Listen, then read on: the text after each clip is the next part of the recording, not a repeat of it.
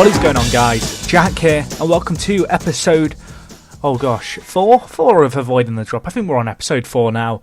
As you can see here, job status very insecure, things aren't looking great. I've just had to kind of wear myself through and kind of grind through a very tough set of fixtures, which we'll come on to shortly. Looking at the league, second from bottom at the moment. It's looking tough. We're 4 points away from West Brom, which is disappointing. However, we are still within touching distance, and it's really close at the bottom end. I mean, now with 6 games left, we have to kind of win at least 4 of them, I believe, to get the 38 points target, which is going to be tough. However, given our circumstances, it's not kind of completely implausible. Looking at our latest set of fixtures, since the Southampton game, as you can see, we've really struggled. However, in this time, we have played the likes of Liverpool, Chelsea, Arsenal, Manchester United and Norwich. We actually drew away to Liverpool and at home against Chelsea, so there is kind of hope that we can do something here. However, given our form, it's going to be really tough going into these last few games. Looking at the squad, I'm not going to be covering the episode, the next game today, because it's quite late, and, well, I don't feel like doing it. I've just finished playing all these fixtures, but it's looking tough, and it is looking tricky for us. You can see, statistically, the squad is really poor on morale, and one thing that people often forget and underestimate is morale when you're at a squad, and the best way to turn around morale is to have a team meeting. So we're going to try this and see how it goes on.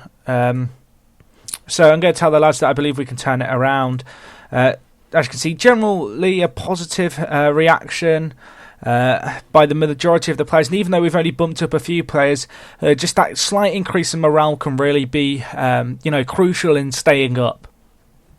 So, looking at our team as a whole and kind of the formation that we're now playing, I'm now playing the kind of 5-2-1-2, and then the more defensive version occasionally, which is just involving bringing Kazim Richards back and kind of putting an anchorman in. Sticking with this tactic just because it kind of works with our centre-backs, and having 5 at the back really has added some security to our side, especially against kind of closer teams, and we're doing okay in that regard. Looking at recent form, despite the fact we are struggling, Dikachoy's had good performances, Richards has had good performances,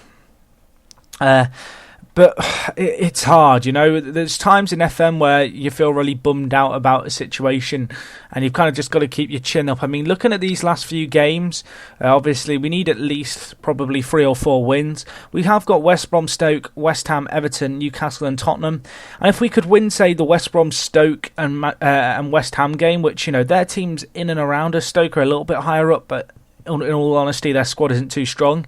If I was to win those 3 games, which is still a long bet, and in fact, even if I was just to win 2 of those 3, I still feel like I could turn it around. I'll just cover these games really quickly. You can see here against Swansea, they were the better side. We were unlucky. We didn't really take the game to them. They dominated for large spells, and in the end, 2-1 was a pretty disappointing result.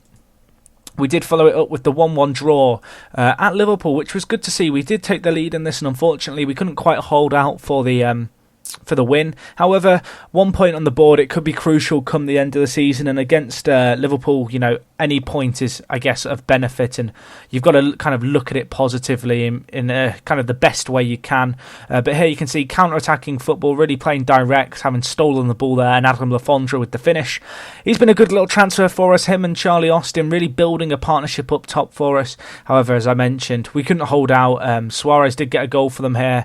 Pretty scrappy build-up. We had as many players as we could in the box, and Suarez was just quicker than Dikachoy to react to the loose ball in the area. The 2-0 defeat against Sunderland was a really tough one to take, not only because obviously losing 2-0 to Sunderland, but because we really put in a good fight in this game. We showed that we can play positively at home, and all in all, we were just a little unlucky, at least in my eyes, and on another day perhaps the result would have come our way. We did get a 1-1 draw against Chelsea as well. This game was pretty heartbreaking to watch. We actually took the lead after 5 minutes. Hamsik levelled it up in 23 minutes. And then the game was pretty glum and boring for the remainder of it until the 70th odd minute where we actually missed a penalty. But you can see a really direct style of play, good little counter-attack, and Charlie Austin with the finish there. But yeah, we played well here. I mean, we didn't have all the ball, as you can see, but the way I've set up is to get men behind the ball, defend well. They scored from the set piece to make it 1-1. And we held out again. We held strong. Same can't be said for the games against Arsenal and Manchester United. Away at the Emirates, we got absolutely walloped 4-1. Vieira's late goal was just a consolation. And then against Manchester United, we lost 4-0, which was another tough result to take. And we really didn't show anything in that game. Against Norwich again, we were unlucky in this game. We played well. We did have a sending off as well really late on. And we put up a fight. We took the lead and it just slipped away, which was tough to take. And it's funny, because obviously against the likes of Arsenal and Manchester United, we have struggled, but against the teams kind of in and around us and the kind of weakest teams in the league, playing the style of football we have, which is incredibly direct, hoof the ball upfield kind of play, it has worked for us. And with Charlie Austin and Adam Lafondra, I've got Lafondra playing poacher and Austin playing target man, and Austin's so good in the air, he can hold up the ball in there, and as you can see, Adam Lafondra is able just to burst forward like you've just seen there and grab the goals for us. So all in all, pretty disappointing, but there's not a lot I can really say about it other than that we've just got to keep going. And obviously the team talk's going to help, and that is a huge thing, and I can't stress how important morale is. So you've got to really keep that up, especially in your starting 11. It's okay if, one or two players, at least in my eyes, to get a little bit unhappy about not having first team football, so long as you don't intend on having to use them for long periods, because lack of morale plays a massive role in FM. And as you can see here, poor defending by us did cost us. So that was that. Pretty disappointing to take, but all in all, I'm not happy with the performance, but I can't be too critical of it. Looking at the starting lineup, Bath and Boyata have played pretty well since they've come in. Their average ratings for the season are great. Boyata averaging a 7.38 is decent, and considering the amount of goals we conceded as well. But yeah, we're just going to have to try and turn things around. I'm not sure when the next update's going to be. Yeah, I guess you guys will see it shortly.